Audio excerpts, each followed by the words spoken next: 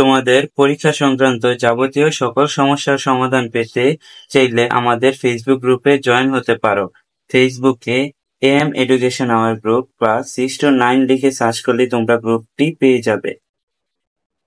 WhatsApp পোলাপাইন, আশা করি সবাই ভালো আছো। আজকে আমরা দেখব অষ্টম শ্রেণীর গণিত অভিজ্ঞতা একের নাম হচ্ছে গাণিতিক অনুসন্ধান।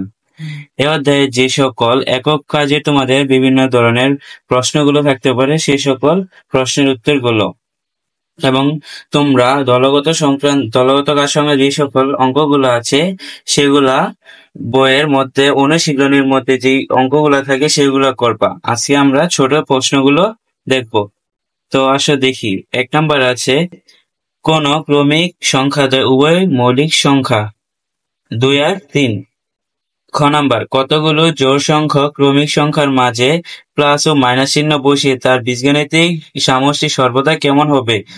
অবশ্যই কি হবে? জোড় সংখ্যা। তোমরা যদি দুইটা জোড় সংখ্যা যোগ অথবা বিয়োগ করো তাহলে অবশ্যই সেটা জোড় সংখ্যা হবে। গ নাম্বার হচ্ছে, প্রাচীন মিশরীয় 13 গিটের দড়ি দিয়ে তৈরি ত্রিভুজের 3 একক ও 4 একক বাহুদের মধ্যবর্তী কোণ কত? মধ্যবর্তী কোণ হচ্ছে কি 90 ডিগ্রি বা সমকোণ।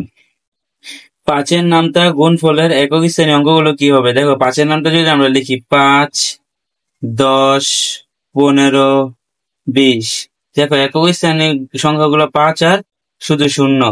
5 আর 0 ছাড়া 5-এর নামতা অন্য কোনো সংখ্যা আসবো না। ঠিক আছে।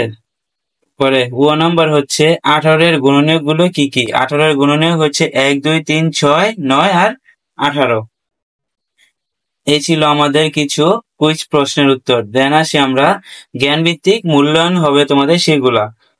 কোন সংখ্যার ওই সংখ্যা ব্যতীত বাকি সংখ্যাগুলোর যোগফল ওই সংখ্যা থেকে বড় হলে তাকে কি বলা হয়? উত্তর হবে কি সমৃদ্ধ সংখ্যা। খ নাম্বার, ফিবোনাচি অনুক্রমে নবম সংখ্যাটি কত? তোমরা তো অবশ্যই ফিবোনাচি এই সংখ্যাগুলো দেখছো। তার নবম সংখ্যাটা হচ্ছে কি 21। বৈশিষ্ট্যের পুনরাবৃত্তিকে কি বলা হয়? প্যাটার্ন। গ নাম্বার, তথ্যের উৎস কত প্রকার? তথ্যের উৎস কি 2 প্রকার। সক্রিয়ভাবে পর্যবেক্ষণ করে যে উৎস থেকে তথ্য সংগ্রহ করতে হয় ওই উৎসকে কি বলা হয়? জড় উৎস। এখন আসি আমরা 3 নাম্বার, সঠিক প্রশ্ন বাছাই করো।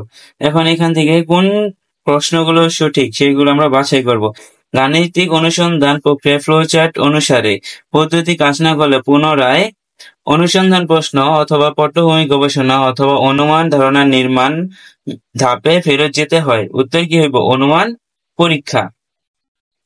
3, 5, 7, 9 এর পরবর্তী বিজোড় প্যাটার্ন কত? 3, 5, 7, 9 অবশ্যই পরবর্তী কত?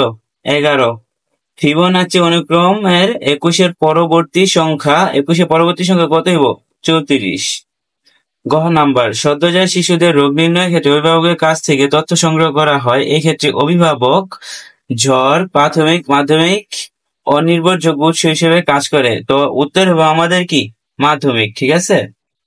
দেন ও নাম্বার আসি। ও নাম্বার হচ্ছে 1, 8, 15, 22 প্যাটার্নটি 7 কো -6। হ্যাঁ, অবশ্যই এটা 7 কো -6। তুমি এখানে দেখো কয়েক জায়গায় তুমি 1 বসাও কত হইব? 7 থেকে 7 বিয়োগ 6 উত্তর হইব 1। এবং কয়েক জায়গায় 2 বসায় 7 দুগুণে 14। 14 থেকে তুমি যদি 6 বাদ দাও তাহলে কত হইব? 8। তো এটা অবশ্যই 7 কো -6 অনুসারে মেনে চলে। 4 নাম্বার হচ্ছে 3টি ক্রমিক সংখ্যার যোগফল ও গুণফল একই হলে 1, 3, 5, 7 এদের মধ্যে বৃহত্তম কোনটি? অবশ্যই কত হইব? 3। 4টি ক্রমিক পূর্ণ সংখ্যার যোগফল অবশ্যই 5, 4 অথবা 3, মানে এই 4টা থেকে কোনটা দ্বারা বিভাজ্য? অবশ্যই 2 দ্বারা বিভাজ্য।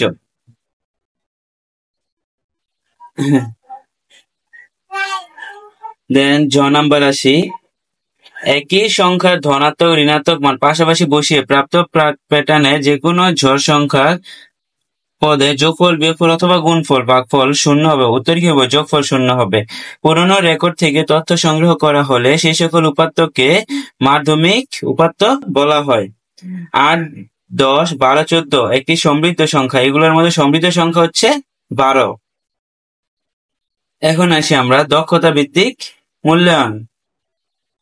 প্রথম 10টি সমৃদ্ধ সংখ্যার একটি তালিকা তৈরি করো। প্রথম 10টি সমৃদ্ধ সংখ্যা কি? 12, 18, 20, 24, 30, 36, 40, 42, 48 আর কত 54। দেন 12, 8, 4, 0, -4 প্যাটার্নটি 14তম পদ নির্ণয় করো। 14তম পদ অবশ্যই কত -40। ঠিক আছে। গ নাম্বার হচ্ছে ফিবোনাচি ক্রমের প্রথম 8টি সংখ্যার যোগফল কত? পরবর্তী 8টি সংখ্যার যোগফল ও প্রথম 8টি সংখ্যার যোগফলের পার্থক্য নির্ণয় করো। তো প্রথম 8টি সংখ্যার যোগফল হবে 33, আর প্রথম 8টি সংখ্যার যোগফলের পার্থক্য কত হবে 166।